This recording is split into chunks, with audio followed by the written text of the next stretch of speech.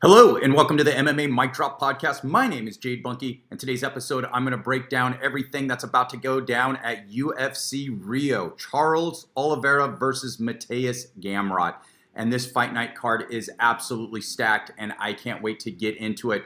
First, let me talk about Alex Pereira and what's next for him. We are coming off the heels of UFC 320. I went 5-0 in my main card picks. I actually called this exactly what was going to happen, that Alex Pereira was going to throw more volume. He was going to put Magomed Ankalaev on the back foot, and that's exactly what he did, although I did not think it was going to happen that quickly. What a spectacular first-round knockout, and I think what's next for him is quite clear. It's a fight against Carlos Ulberg. I think that's a fan-friendly, stand-up kickboxing match that I think a lot of people would enjoy. And I think it's well-deserved by Carlos Ulberg as well, coming off his spectacular first-round knockout as well. So let's hope that's what happens next. Now let's get into this card, UFC Rio. As I mentioned, it is a stacked card. I would probably give this an A- for a fight night card because you have one of the sport's most popular fighters, Charles Oliveira, headlining it. And it's not just that he's headlining it. It is an incredible matchup against Mateusz Gamrot. You also have some other good prospects on this card, some really compelling matchups. So let's get into it. So when we look at Charles Oliveira, he is the UFC's all-time leader in submissions. He is a threat on the feet. He is good everywhere, but his bread and butter is in the submission game. And when we look at Mateusz Gamrot, he's a grappler, and he's coming in on a bit of short notice. This fight was supposed to be against Fiziev, and I think this matchup is much more compelling. I think it's much more interesting. And if I look at the odds, let me just bring up the odds. I think Gamrot is a -120. Let me just double check. Yes, Gamrot is a -120 underdog, and we have Charles Oliveira at +100. To me, those are a little surprising because I think this is a pretty. I think this is a good matchup for Charles Oliveira. Gamrot is, we know Charles Oliveira is getting a little older. He's 35, but so is Gamrot. He's 34, and I see Charles Oliveira getting the best of him on the feet.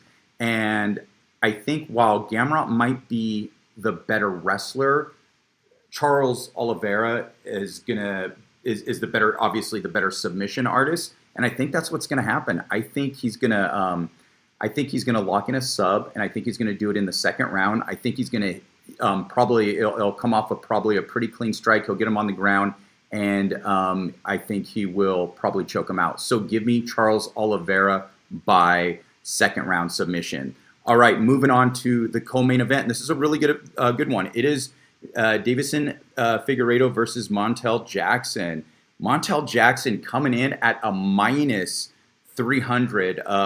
Figueiredo at a +250, and those odds might be a little surprising, right? I mean, we have Figueiredo, he's a little older, he is 37, he has still looked pretty good, although he has slowed down quite a bit in the last probably year and a half, but he's still, I believe he's ranked number 6 right now, and Montel Jackson is unranked, but I don't think he should be. I think Montel Jackson is a legit fighter. I think he. Let me just see. I think he's what, 7.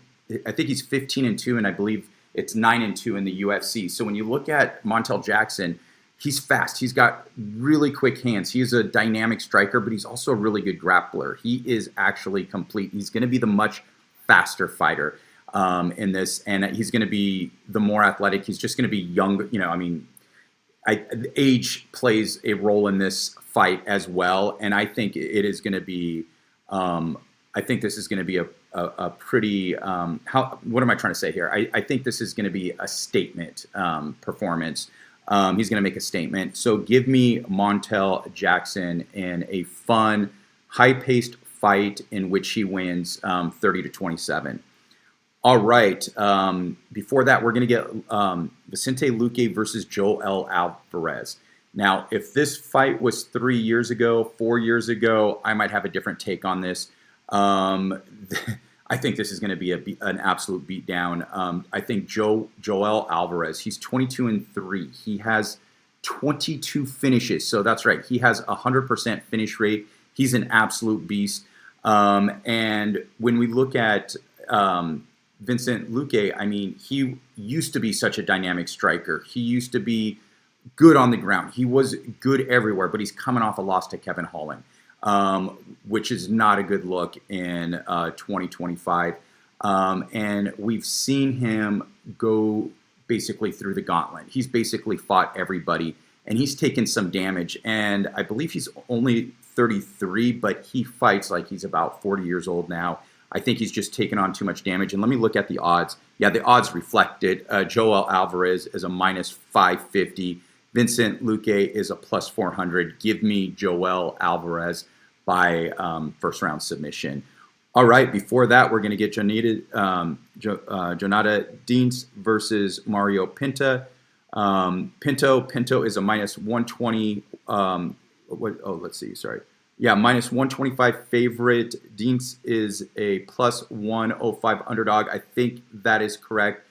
Both guys are pretty unproven.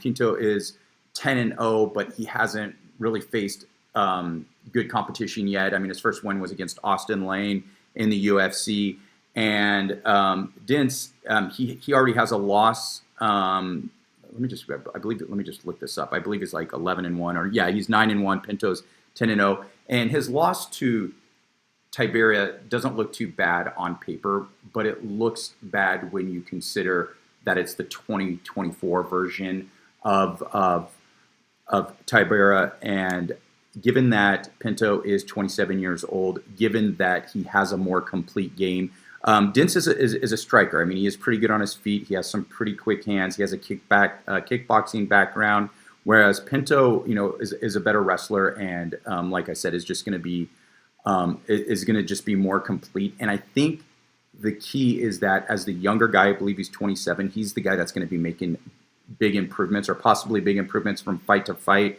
And Diniz is, 34 years old. Give me Pinto by third round submission. All right. Before that, we are going to get Ricardo Ramos versus Kaan Ofli. Ricardo's well-rounded, a well-rounded athlete. He can grapple, he can strike. He's pretty dynamic. He's pretty fun to watch. He is 17-7. Ofli is more of a wrestler. Likes to clinch a lot. Not the most exciting style. And let me just check the odds. Ramos is a minus 195. Ofli is plus 165. Give me Ramos by decision. Before that, we're going to get Michael Aswell versus Lucas Almeida. Aswell is a minus 145. Almeida plus 125. And when you look at both of these fighters, Almeida, he's a pretty clean striker, has some pretty decent power. I believe he's getting a little older. I need to check his age to confirm. He's 15-4. Aswell is 10-3. A definitely younger dude. And again, I got to check his age. I know he's like in his 20s. He throws volume. That's the crazy thing about him. He comes in and he sets a pace, and I think it's going to be too much for Almeida. I think he's going to overwhelm him, and by the third round, I think he's going to catch him. Give me Aswell by third round TKO. All right. Before that, we're going to get Jafel Filho versus Clayton Carpenter. Filho, he is 16-4. Carpenter, he is 8-1. And let me just check the odds right here. Filho is he's a minus 103. Carpenter a minus 117. So it's pretty much a pick 'em. I think this is a pretty compelling matchup. I think they are both really good grapplers. I think Carpenter might be a better striker. I think he's going to be a little more complete in terms of his overall game. But I think I'm going to take Filho. I think he's going to get it done, and I think he's going to get it done by second round submission. All right. Before that, we're going to get Vitor Petrino against Thomas Petersen. Petrino is 12-2. Thomas Petersen 10-3. And this is really interesting. It is interesting to watch Petrino at heavyweight, because one of the things when a light heavyweight goes up to heavyweight, you never know how, what their body's going to look like, right? Are you just, are you going to be a smaller heavyweight? but maybe have a little more cardio because you're naturally a much smaller guy, or are you going to actually put on the muscle and have the frame for it? Vitor Petrino looked huge in his first heavyweight fight. He came in at about 250. I think it was 249 to be exact, and he looked absolutely jacked. And I'm curious to see if he's even gotten bigger. I mean, he looked absolutely massive. He had a first round finish again. That was against Austin Lang. So that really doesn't show us that much. But what was most impressive is that his body translated to the upper division. I believe he's still only like 29 years old. And Thomas Petersen, I'm not sold on him at all. He's 20-3, and he's the same size. So when we look at Petersen, I mean, he has a loss against Shamil Gaziev, a loss against Jamal Pogues. His only wins in the heavyweight division are against Usman and Dontel Mays. I think this is an absolute mismatch, and it's an appropriate match to make because Petersen is better than Austin Lang, so it's the appropriate next step up in competition. But I think Vitor Petrino is going to smash him. I think heavyweight is the right division for him. So give me Vitor Petrino by first round TKO.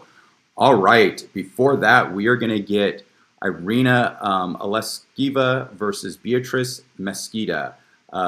Beatrice, she is 5-0. Irina is 5-3. And this is a debut for the 34-year-old Beatrice, and she is a perfect 5-0. She has 3 submissions, and that makes sense. She is an exceptional grappler. And let me just check the odds. I imagine she's going to be a pretty big favorite here. Oh yeah, she's a minus 600. Irina is a plus 425. Give me Beatrice by first round submission. All right. Before that, we're going to get Walter Walker versus Muhammad Usman. Walker, he is better than we thought, and he is coming in as a minus 300 favorite. Usman as a plus 250 underdog, and we thought, we were kind of curious. Okay, what is Johnny Walker's younger, bigger brother, bigger in terms of size, brother is going to do in the UFC? And he fought one of the lowest level heavyweights, and he looked absolutely terrible. So we're all thinking, okay, this guy's a wash. Well, that's actually not the case.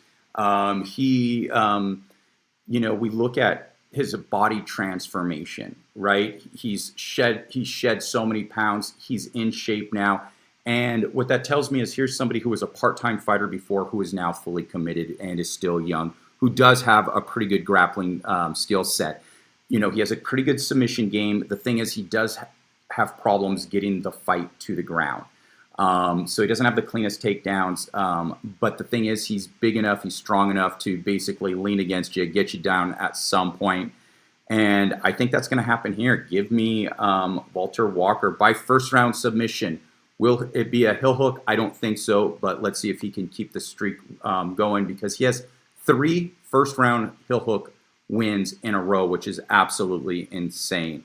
All right, we'll move through these next 3 pretty quickly here. Lucas Rocha, 17-2. Stuart Nickel, 18-1. This should be a pretty fun fight. I think Rocha likes to throw a little bit of volume.